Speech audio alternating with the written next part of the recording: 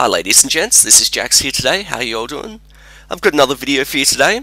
It's just a nice quick card analysis. Essentially, I'm working on a bigger video project at the moment, basically some economics on hex boosters. But while I'm working on that, I want to keep content coming out, so I'll keep doing some simpler videos in the meantime. So for today, just a nice quick card analysis, should only take a few minutes. And the card we're going to be looking at is Soothing Breeze. So what is Soothing Breeze? It's a 2-cost card, it's got 1 diamond threshold, it's a quick action, so a bit better than a basic action because you can cast it on your opponent's turn, and it's common rarity. So what's the effect? Gain 7 health. So a new player looking at this card might see 2 cost, gain 7 health, that's pretty significant. On turn 2 you basically get a 35% health increase over the starting total. The thing is, the cost of this card isn't actually just 2. To get your 7 health, you're paying 2 and giving up a card, and that giving up that card is huge. We call that card disadvantage, and in the majority of decks that's a bad thing. Essentially, card disadvantage is when you give up a card and you don't get any cards in return. So if you play Murder, which is destroy target troop, we call that card neutral because you're giving up a card, but then your opponent's losing a troop, so they're giving up a card too. Something like Oracle Song, which is draw 2 cards, we call that card advantage because you're giving up 1 card and then you're getting 2 cards in return, so you're getting more cards than you started with. But something like Soothing Breeze is card disadvantage because you're giving up a card and you're not getting any cards back, you're just gaining life. Now sometimes card disadvantage is okay. The best example is of a fast aggro deck.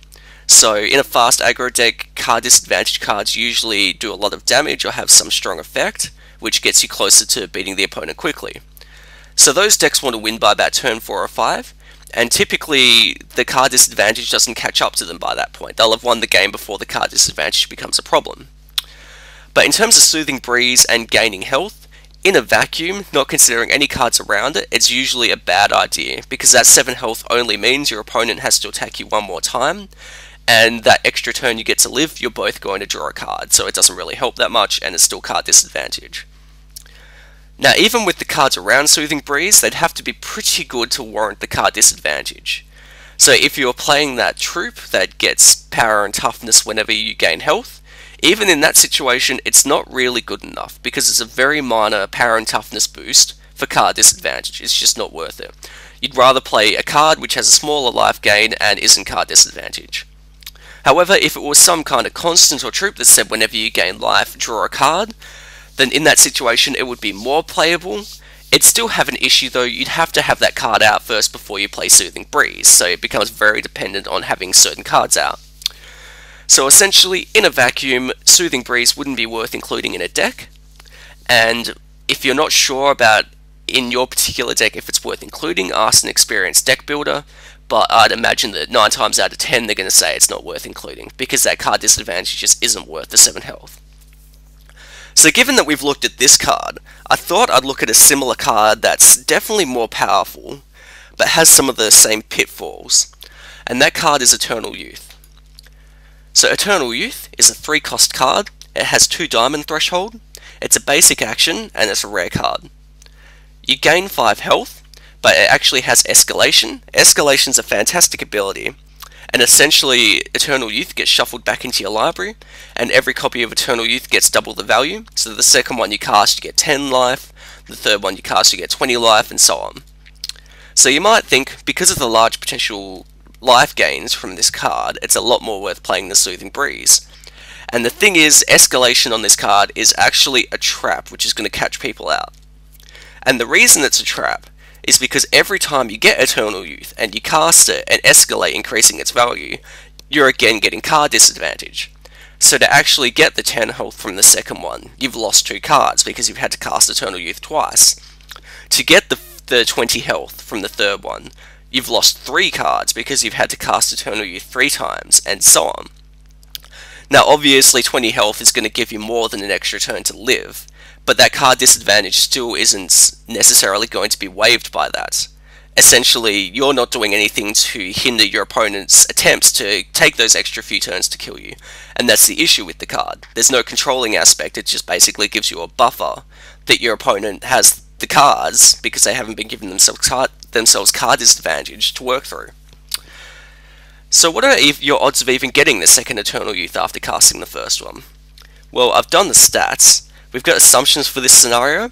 We'll have one Eternal Youth in our opening hand. We'll be playing first, so we won't draw a card on the first turn. We won't draw an Eternal Youth on our second or third turn, and we'll play the one we have on turn 3, which is as soon as we can. So on turn 4, we've got a 92% chance of not drawing the card, and of course a 92% chance of not having seen one by that turn. Turn 5, it's still 92%, but the chance of not having seen one by then goes down to 85%. So we follow on, and by turn 11, on that particular draw, we still have a 91% chance of not drawing one, but by that point, we've got just under a 50% chance of not having seen one, so by then we should have seen one. Well, the odds are slightly in our favour that we'll have seen one. So essentially, it takes 8 cards after playing the first one to reach about a 50-50 chance to have seen the second one, or seen one or more Eternal Youths. So basically, the first one might give you an extra turn to live, but then you've got to survive for 8 more turns while your opponent's pounding on you after you've given yourself card disadvantage to be able to buy an extra turn or 2 with the second one. And then you'd repeat that process for the third and the fourth, and they'd get slightly better odds each time because your deck's thinning out, but they still wouldn't be fantastic. So, can you manage to wait 8 turns after playing the first one? And usually the answer is going to be no. Essentially, most of the time, again in a vacuum, this card's not going to be worth playing. There might be some specific decks where it's worthwhile, but your stock standard deck in a vacuum, it's not going to be worth playing because the card disadvantage and the odds of drawing the card just aren't worth the potential big life gains. There is one situation where the card could be useful, and that's if you've managed to get the Transcended out. So basically you play Ascetic Aspirant, you transform it twice, it becomes the Transcended. The big part of this card is if you would draw a card, you can instead search your deck for any card and put it into your hand. So essentially, if you find your life total going down, you could look up Eternal Youth and you could cast it, and if you do that a few times, you'll get a massive life total. But of course, the issue, as I touched on first with Eternal Youth, is that it's a trap. Every time you cast it, you're getting card disadvantage. So that's a pretty bad thing.